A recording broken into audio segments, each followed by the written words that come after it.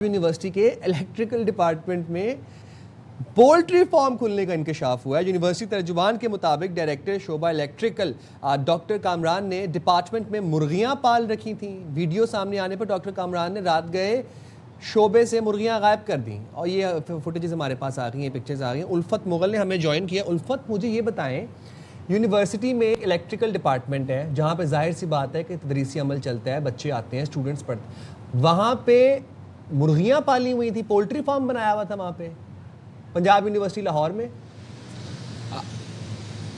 जी बिल्कुल साइम, बिल्कुल ऐसे ही है कि पंजाब यूनिवर्सिटी पंजाब की सबसे बड़ी जामिया है और उस जामिया में इलेक्ट्रिकल डिपार्टमेंट में मुर्गियां पाली हुई थी और बाकायदा जो जामिया का जो बजट है उससे 5 लाख रुपए निकलवा कर लेकर उसके बाकायदा डरबे बनवाए गए और मुर्गियां बड़ी आज़ादी के साथ छत पे भी घूमती थी, नीचे लॉन में भी घूमती रहती थी।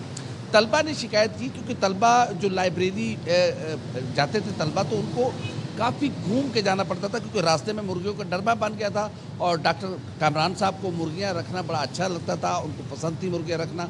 तो जब तलबा ने शिकायत की, ये खबर बाहर आई, तो फिर उसके बाद ये मुर्गियां रात के हटवा दी गई हैं।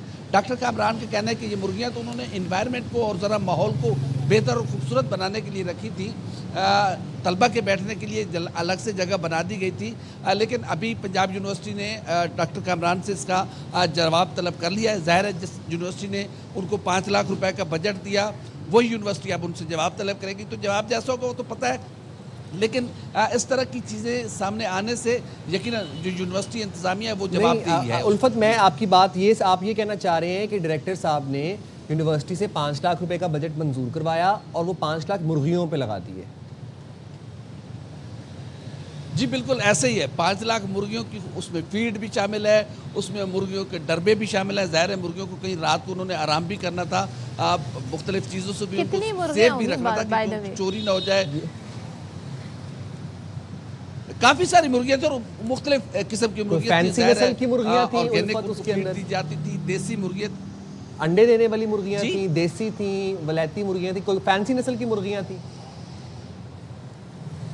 मुख्तलिफ अकसाम की उसमें मुर्गियाँ थी। उसमें ज़ाहिर है देसी, उनको ऑर्गेनिक, जिस तरह की वो इन्वायरमेंट में रहती है तो वहाँ तो उनको दूसरी फीड तो नहीं दी जाती, उनको ऑर्गेनिक उनको दिन में छोड़ दिया जाता था, वो लॉन में घूमती थी।